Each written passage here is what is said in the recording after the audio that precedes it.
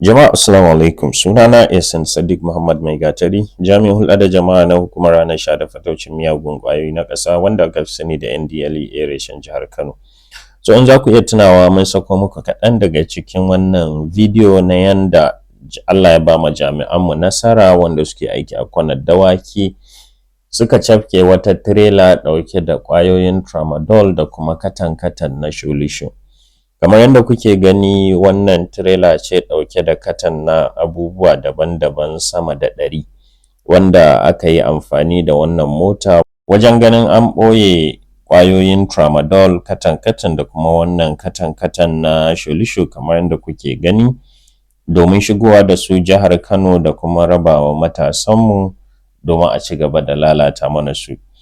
Wannan da kuke gani katan-katan ne na sholisho, duk wanda kuka ga ana jefawa dinnan gashi nan ana ta jefa su, duk yawanci wannan buhunhunan da kuka gani masu wannan kauri din to mafiya yawancinsu sholisho ne a cikinsu wanda aka ɓoye su a cikin sauran katan-katan na abubuwa. Ba shakka gano waɗannan abubuwa sai da taimakon Allah da kuma jajircewa. Ana cikin fitar da wannan abubuwa ko kuma buhunhuna na sholisho, boom, kawai sai ga ƙwayoyin tramadol. To alhamdulillah su ma mun samu nasarar gano su duk da yawan da wannan abubuwa yake ko kuma katan-katan na wannan abubuwa suke a cikin wannan trailer.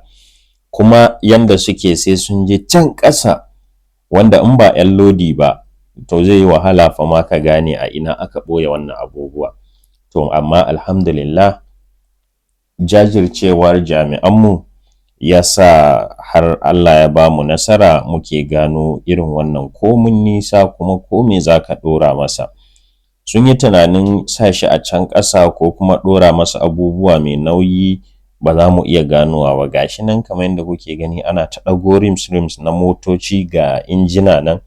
Duka ƙasa fa an ɓoye abubuwa ne, gashi nan buhuna kamar yadda kuke gani an saka buhunan waɗannan abubuwa ne a ƙasan wannan rimarimai na motoci da kuma wannan injina na motoci. Amma alhamdulillah jami'anmu ba su gaji ba, akwai wahala fa, kalli yadda jijiyoyin hannunsa suke tashi wajen ɗago da wannan buhu.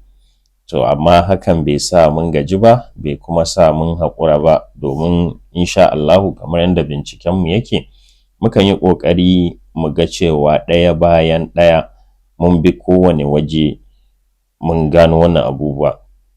To alhamdulillahi kamar yadda muke faɗa a jagorancin Kwamanda Abubakar Idris Ahmad a jihar Kano, mun ƙara ƙaimi a abubuwa da dama wanda yana cikin ɗaya daga ciki shine shingayen bincikenmu, ganin cewa mafi yawan abubuwan da suke shigowa ta nan suke shigowa.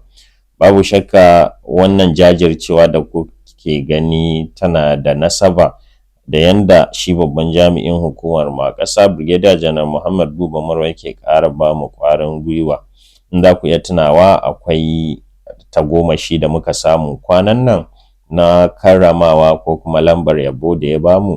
To wannan da kuke gani, wannan da yake zaƙulo wannan kaya yana ɗaya daga cikin waɗanda Brigadier General Muhammad Buba Marwa ya karrama saboda ire-iren wannan ayyukan a kansu kawai aka ba shi wannan lambar yabo. Gashi nan inda aka zo aka ɓoye allurar pentazocin ko kuma diazepam a cikin wani kwali.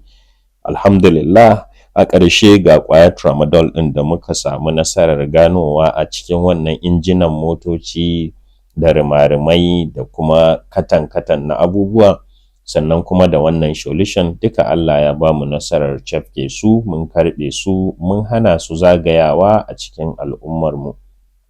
Alhamdulillah a madadin Kwamanda Abubakar Idris Ahmad muna kira da a ci gaba da ba mu haɗin kai, a ci gaba da ba mu goyon baya, a ci gaba da ba mu bayanan sirri don ganin cewa mun daƙile wannan mummunar ta'ada. Jama'a assalamu alaikum.